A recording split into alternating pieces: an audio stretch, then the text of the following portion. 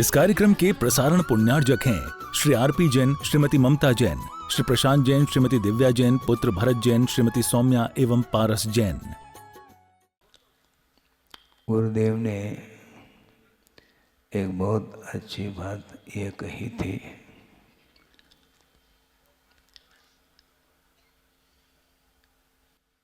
शब्दों के माध्यम से शांति नहीं मिलती,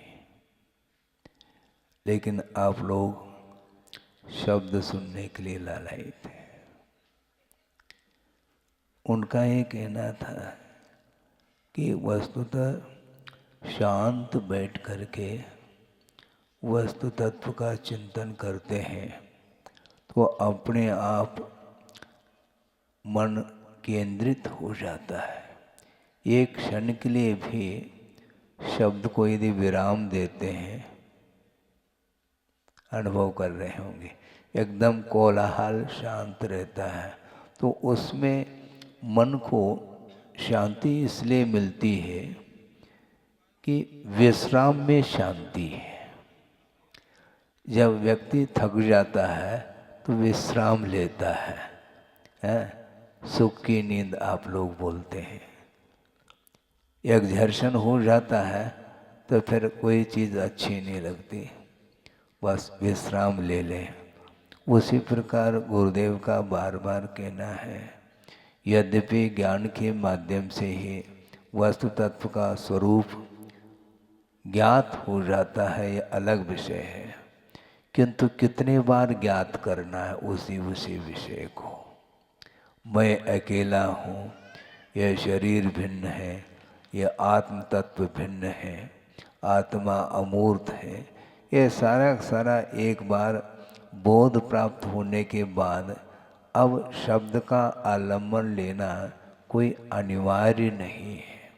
उपयोग लगाने की दृष्टि से थोड़े बहुत चिंतन मनन आदि की आवश्यकता पड़ती है प्राथमिक भूमिका में, किंतु जब ज्ञान हो गया है और जिसका उपयोग संयत हो चुका है, अब उसके लिए आलंबन की आवश्यकता नहीं है। कोई भी व्यक्ति तैरना नहीं जानता है तो तैरने के लिए सहारा लेता है कि नहीं? किसका लेता है? हाँ, ट्यूब है अथवा तुम्बी है, आप लोग नहीं जानते होंगे।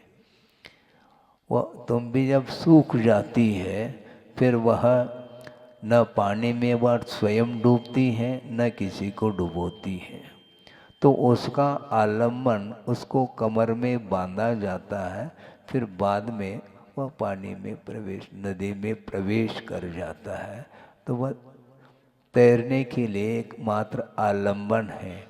और जो तैरना सीख चुका है, ऊपर से भी कूदने की क्षमता रखता है और डूबने से उसे कोई भय उत्पन्न नहीं होता है, तो उसी प्रकार मन को संयत बनाने के लिए एक आलंबन है देव शास्त्र और गुरु का।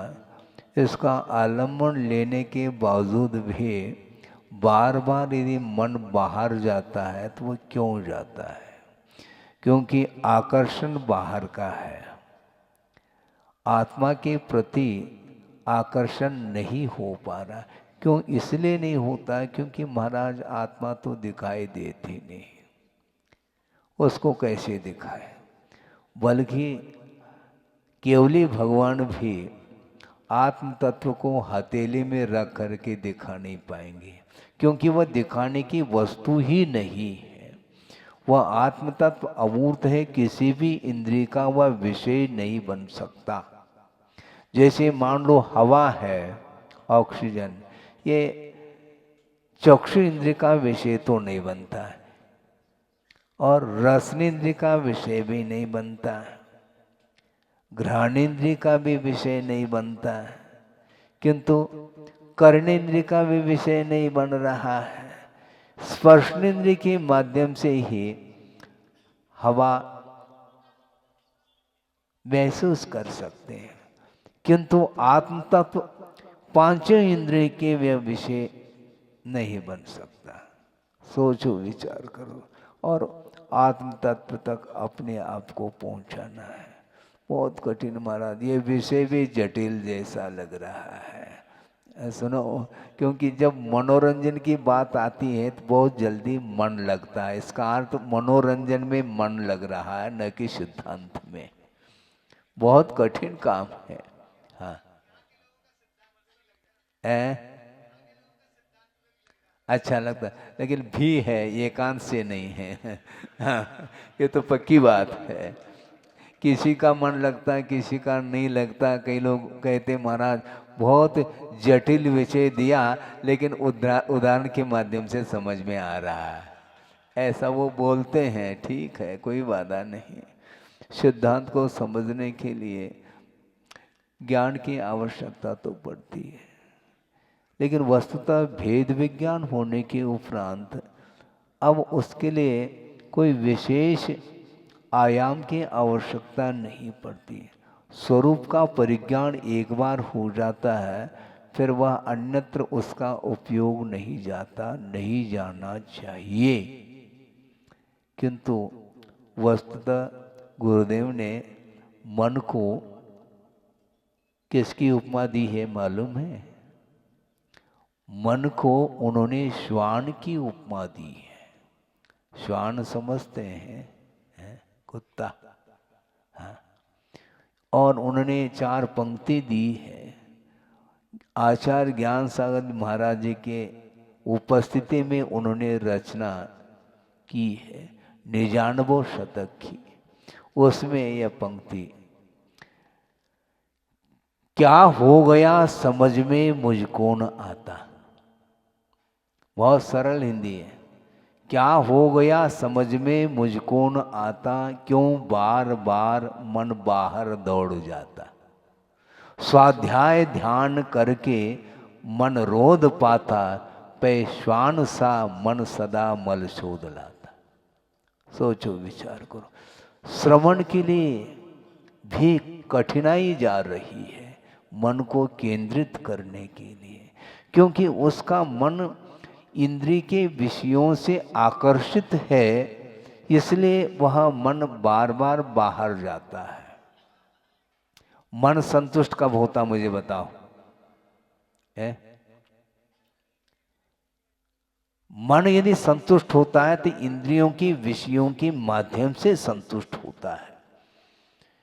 इसलिए आगमकारों का यह कहना है कि मन को हमेशा असंतुष्ट रखो। हाँ, नहीं रखेंगे आपको परेशानी में डाल देगा वो। एक के बाद एक के बाद एक ये विकल्प निरंतर बने रहते हैं। एक विकल्प शांत हुआ नहीं, दूसरा विकल्प खड़ा हो जाता है। ये तरंग की भांति सरोवर में तरंग उत्पन्न, लहर उत्पन्न हो रही है, वो एक उत्पन्न हो जाता है, विलीन हो जाता है। ये हमेशा ये विकल्प की धारा टूटती नहीं है। तो मन को कैसा रखना? असंतुष्ट रखो।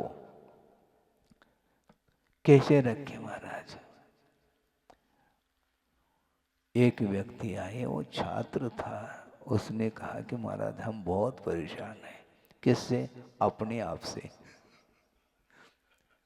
अपने आप से ही मैं परेशान हूं, क्योंकि बहुत पुरुषार्थ करने के बाद भी मन संयत नहीं हो पाता, मन स्थिर नहीं हो पा रहा। महाराज मैं क्या करूं? मन बहुत अस्थिर है। उनको हमने कहा, सुनो, उनको हमने कहा मन तुम्हारा अस्थिर नहीं, कहीं ना कहीं स्थिर है। जहां लगाना चाहिए मन को वहां पर लगता नहीं, जो नहीं लगाना चाहिए वहीं पर चला जाता है वो। महाराज मैं 18 घंटे जो है अध्ययन करता हूं, इसके बाद भी मन स्थिर नहीं हो पाता। इसको, इसकी क्या दवाई, क्या इसकी उपाय क्या है?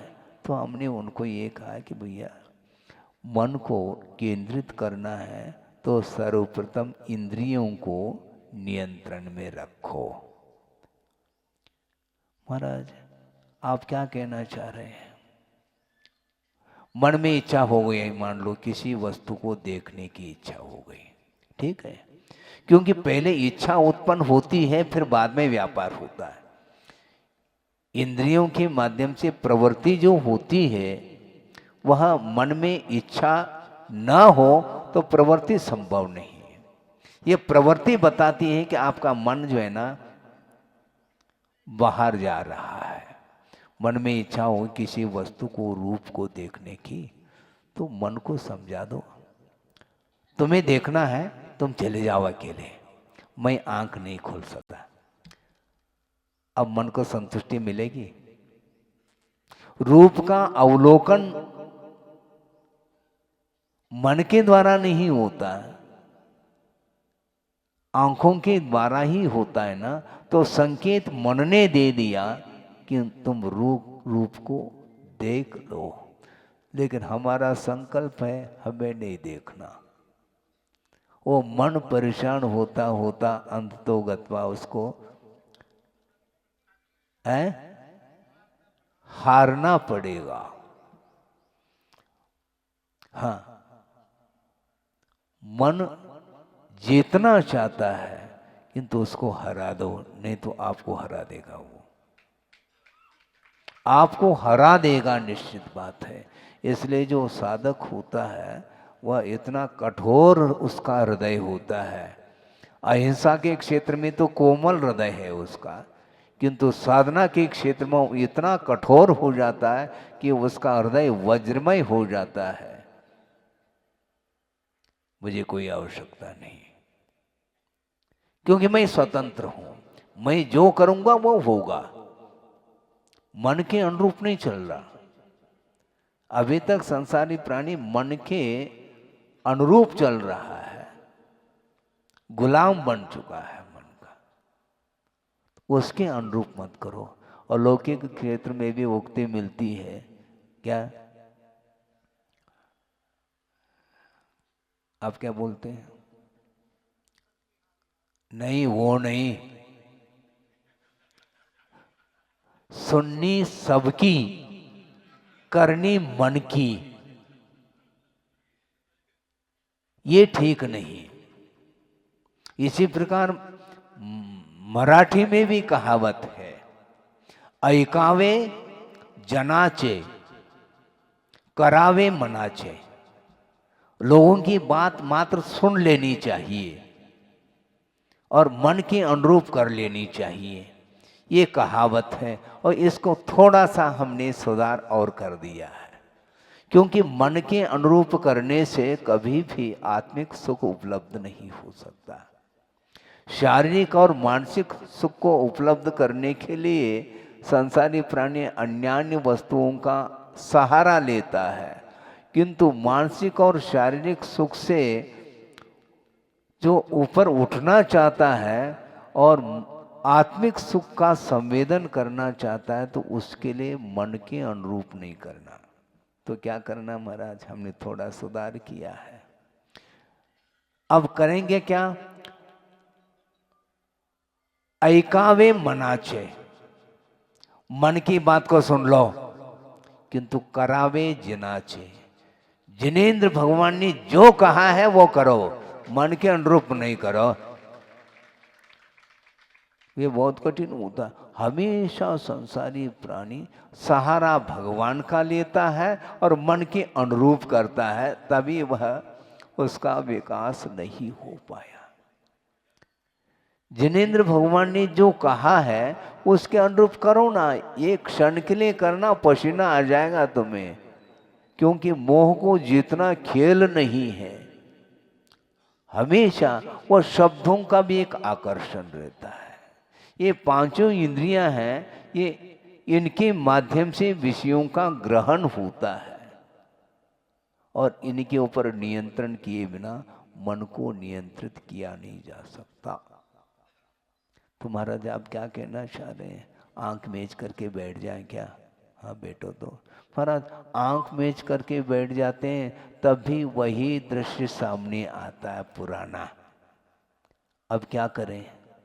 मन को कैसे समझाएं? तो उनको ये कहा कि भैया ये मन को संयत करने के लिए आपने चक्षु इंद्रिय के ऊपर नियंत्रण कर दिया, इसके बाद भी पुराने जो संस्कार है उनको डिलीट करने के लिए जस्ट वेट, धैर्य रखना चाहिए। तत्काल तुम परिणाम चाहते हो, ये ठीक नहीं है। आप दूध पीना चाहते हैं, ठीक है, और दूध को तपाने के लिए रखा है सिगड़ी पर, है? और दूध तप करके उसमें उफान आ गया, अब कैसे पिएंगे आप, हैं? उसी सिगड़ी पर उस दूध को कहाँ ठंडा करोगे, मुझे बताओ। हाँ, उस पात्र को नीचे उतारना पड़ेगा। उतारने के उपरांत तत्काल पीना चाहो तो संभव नहीं, क्योंकि उसमें वो जो दूध गर्म हो चुका है उसको ठंडा बनाने के लिए, उसको नॉर्मल बनाने के लिए समय चाहिए। कम से कम 10-15 मिनट वह उतार करके रखोगे तो निश्चित रूप से वह सामान्य हो जाएगा, पीने योग्य होगा। उसी प्रकार ये इंद्रियों के ऊपर नियंत्रण आप निरंतर बनाए रखेंगे तो मन आपके अंडर में रह सकता है, इसमें कोई दो मत नहीं है। ये बहुत कठिन है महाराज, ये आपके बिना हवाले कैसे संभव है। फिर भी हमने कल ये कहा था कि राग को समाप्त करने के लिए प्रक्रिया तो यही है, यथा योग्य कर लो, परसेंटेज में कर लो, ये बात अलग है, करना तो आपको पड़ेगा। महाराज हमारे लिए कुछ बता दो, हम वहीं घर बैठे बैठे थोड़े बहुत स्वाद ले सके धर्म का, है? क्यों नहीं ले सकते? क्योंकि जो आशा अनंतात्मक है उसको रोकना है। जो गाड़ी स्पीड से चल रही है थोड़ा सा गियर बदल दो, इतना भी नहीं हो सकता है क्या? गाड़ी से नीचे उतरने की बात नहीं करना चाहते हैं, किंतु जो वेग है उसको कम किया जा सकता है।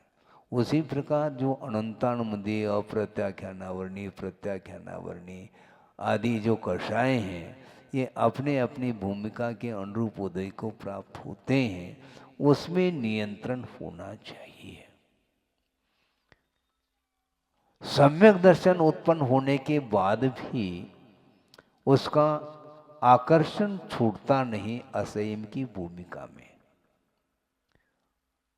असंयम की भूमिका में बाहरी आकर्षण नहीं छूटता। यहाँ तक कि आगम के आधार से हम आपको ये कहना चाहेंगे कि वह क्षायिक सम्यक दृष्टि है। कौन है? चक्री। क्षायिक सम्यक दर्शन उसके पास है, अवधि ज्ञान है, उसी भव से वह मुक्त होने वाला है, षटखंड अधिपति है। लेकिन क्षायिक सम्मेलन होने के बाद भी उसके मन में अस्थिरता है। क्यों? असंयम। सम्यक दर्शन तो क्षायिक बना लिया, वह सम्यक दर्शन कभी छूटेगा नहीं। किंतु नहीं छूटते हुए भी सम्यक दर्शन बरकरार बना रहा, इसके बाद भी असंयम का भाव समाप्त नहीं होता। जब तक तब तक ऐसा ही चलेगा। तो आप सब सम्यक दृष्टि है। क्या सम्यक दर्शन की कोई पहचान है क्या? कौन सम्यक दृष्टि, कौन मिथ्या दृष्टि, इसका परिज्ञान जो होगा वह आगम के माध्यम से हो सकता है। हम अपनी बुद्धि का विषय नहीं बना सकते, इसी का नाम विश्वास का विषय है। चरणान योग की पद्धति से सच्चे देव गुरु शास्त्र की आराधना करने वाला जो गृहस्थ है वह सम्यक दृष्टि है। क्योंकि सच्चे देव गुरु शास्त्र को छोड़ करके अन्य देवी देवताओं की आराधना नहीं करता। यही एकमात्र लक्षण चरणानुयोग की पद्धति से बनता है कि सम्यक दृष्टि है। तो सभा में जितने भी बैठे हैं आप सब सम्यक दृष्टि हैं। हाँ, क्योंकि धर्म की आराधना करने के लिए आप उपस्थित हैं। धर्म आपको रुच रहा है, भले ही परसेंटेज में सही। विश्वास तो है धर्म के प्रति, धर्म के प्रति आस्था है। धर्म का क्या स्वरूप है यथायोग शास्त्र के माध्यम से आपको ज्ञात हो चुका है। अब रही बात चलने की, टिकट तो ले ली आपने, कल भी यही बात करी थी, किंतु अब ट्रेन में बैठने की बात है, प्लेन में बैठने की बात है। विश्वास एक बार बन जाता है, फिर बाद में धीरे धीरे विश्वास के आधार से, उसके प्रभाव से राग धीरे धीरे धीरे और कम होता चला जाता है। तो मन के लिए गुरुदेव ने श्वान की उपमा दी है। श्रवण, स्वाध्याय और ध्यान करके मन को रोकने का पुरुषार्थ करता है, रोक देता है, किंतु कुछ क्षण के लिए स्वाध्याय और ध्यान से बाहर आता है तो वह पुनः मन जो है वह श्वान के समान वह विषयों की ओर चला जाता है।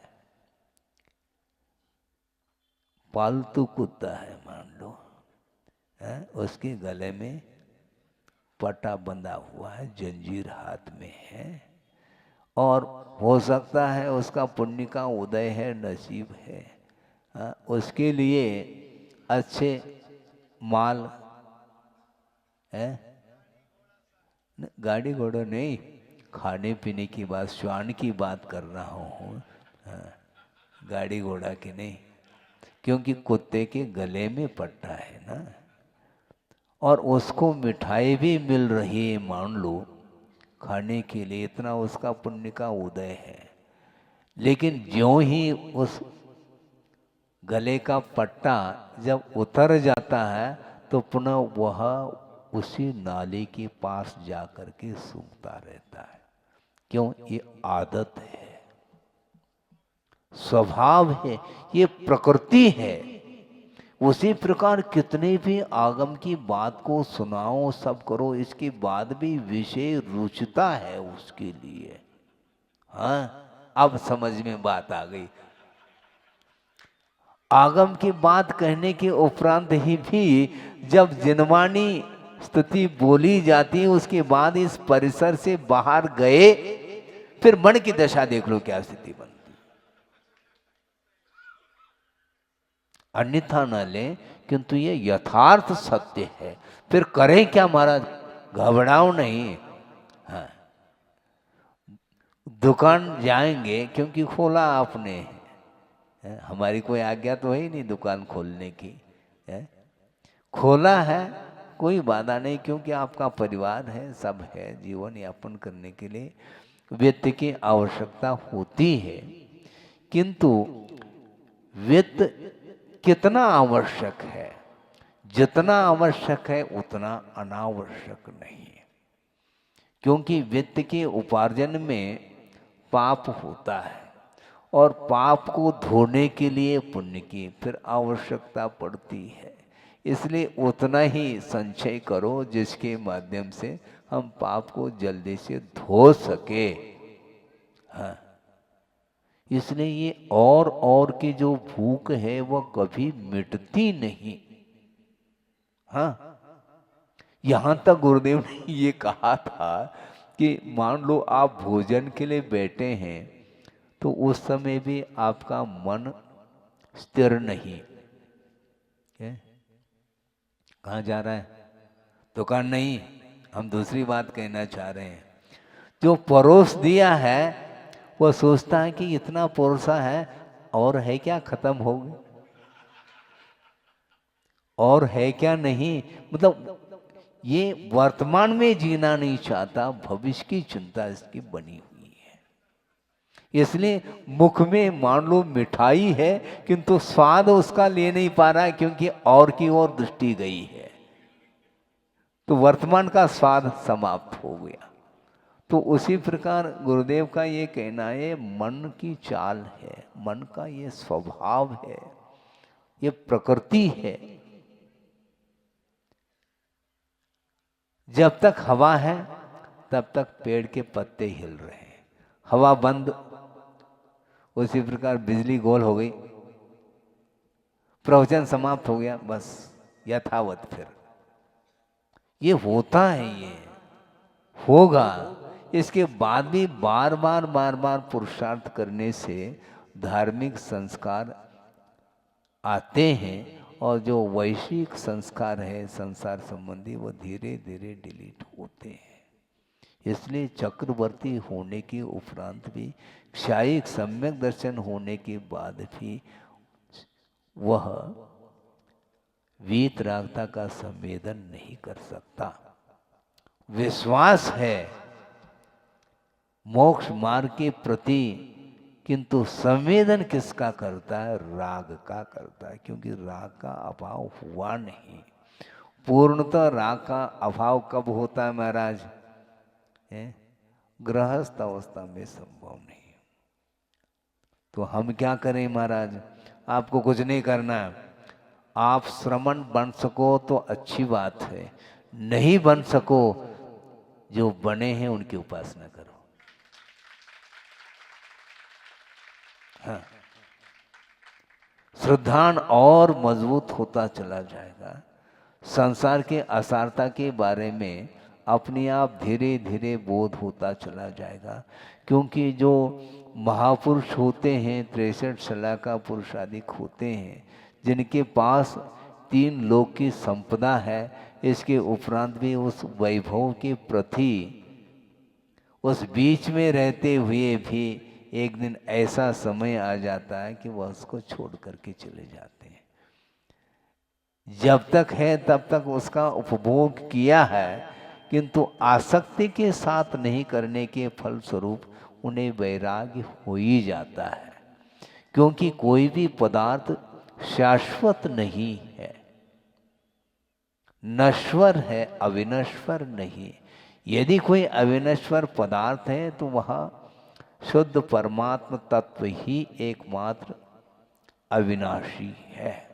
उसको प्राप्त करने के लिए सारा का सारा उपक्रम है, ये साधना है। निरंतर मन को संयत करने के लिए अच्छे द्रव्य क्षेत्र काल आदि का आलम्बन लेते हैं, तो मन अनायास ही वह अपने अंडर में आ जाता है। नहीं है तो नहीं आ सकता। तो आप यथाशक्ति करो, कोई, क्योंकि आपका पेपर अलग है ना, अपने अपने सिलेबस के अनुरूप लिखो और पास हो जाओ।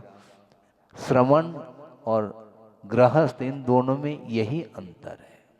गृहस्थ देव गुरु शास्त्र की उपासना करता है, उनकी वैयावृत्ति सेवा आदि के माध्यम से वह अपने किए हुए जो पाप है उनको वह समाप्त कर देता है।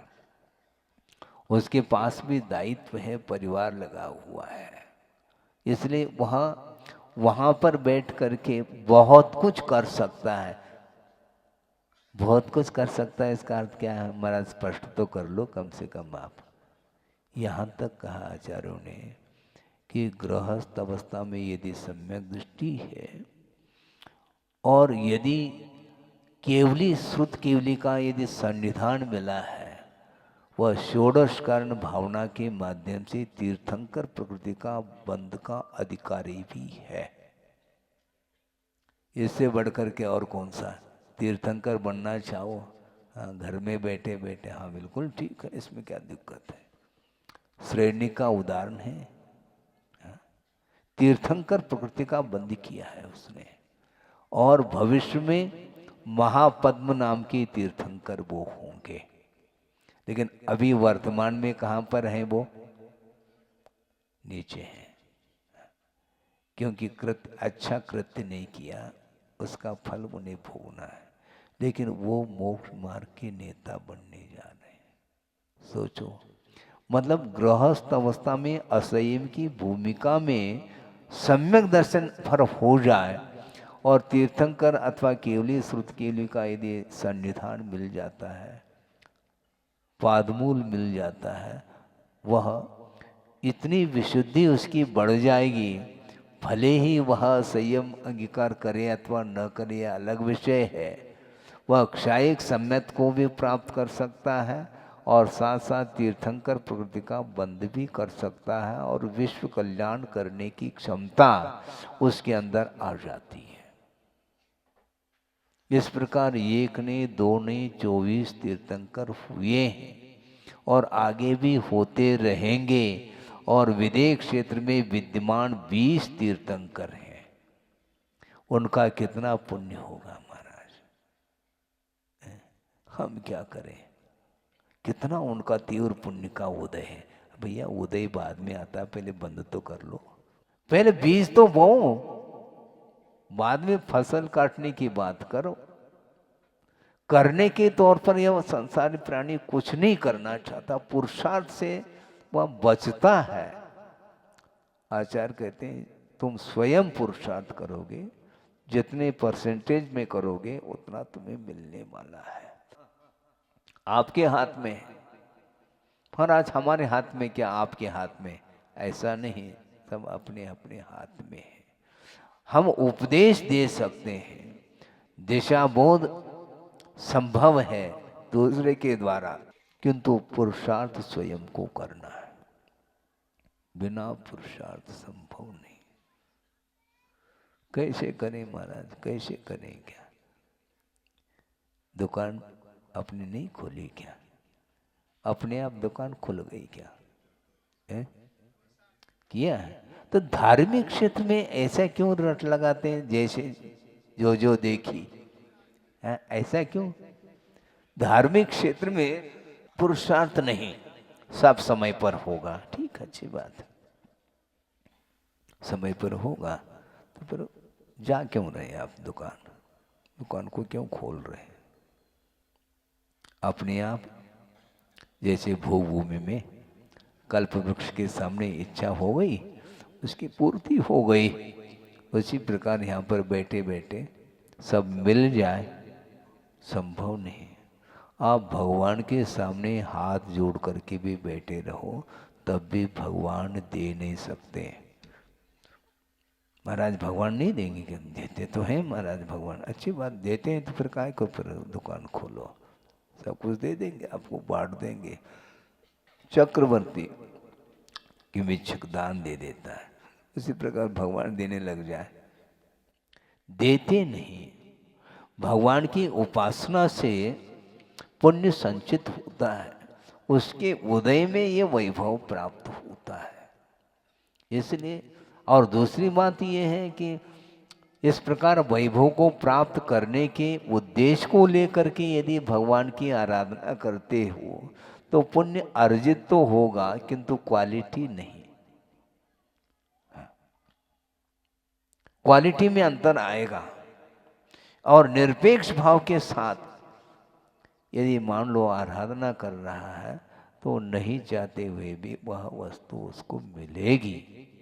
तीर्थंकर प्रवृत्ति का मैं भी बंद कर लूं, माता बांध करके तुम शुरू हो जाओगे, तो ये संभव नहीं है। ये रत्नत्रय की आराधना जो करता है, और दूसरी बात ये है कि विश्व कल्याण की भावना बहुत कठिन है। ये अपना कर लें पहले, एक बार की बात है, हालांकि व्यवहार का लोप नहीं करना चाहते हैं आचार्य महाराज, किंतु उन्होंने एक बार कहा, किसी ने सज्जन ने आकर के नमस्ते किया महाराज के लिए, कोई महाराज बैठे होंगे, उन्होंने आशीर्वाद दिया, तो गुरुदेव ने कहा तुम्हारा कल्याण हो गया, तुम अपना कल्याण तो पूरा कर लो, निषेध नहीं है, लेकिन इसलिए कहना पड़ता है कि कहीं ऐसा ना हो कि दिन भर इसी में उलझा रहे, तो आत्म कल्याण से वह दूर रह जाएगा। इसीलिए हाँ, क्योंकि नहीं तो एक के बाद ये भीड़ तो आएगी है, तो हमेशा ही जो है ना इस प्रकार अभय दान का ही आशीर्वाद इस प्रकार करके ही बैठे रहो, ऐसा नहीं हो सकता। अपने आवश्यक करते रहो। कभी कभार मान लो फ्री बैठे हैं, आए हैं, तो उसके लिए भी धर्म वृद्धि का आशीर्वाद कुछ संबोधन आदि दिए जा सकते हैं, इसमें बाधा नहीं है। इस कार्यक्रम के प्रसारण पुण्यार्जक हैं श्री आरपी जैन, श्रीमती ममता जैन, श्री प्रशांत जैन, श्रीमती दिव्या जैन, पुत्र भरत जैन, श्रीमती सौम्या एवं पारस जैन।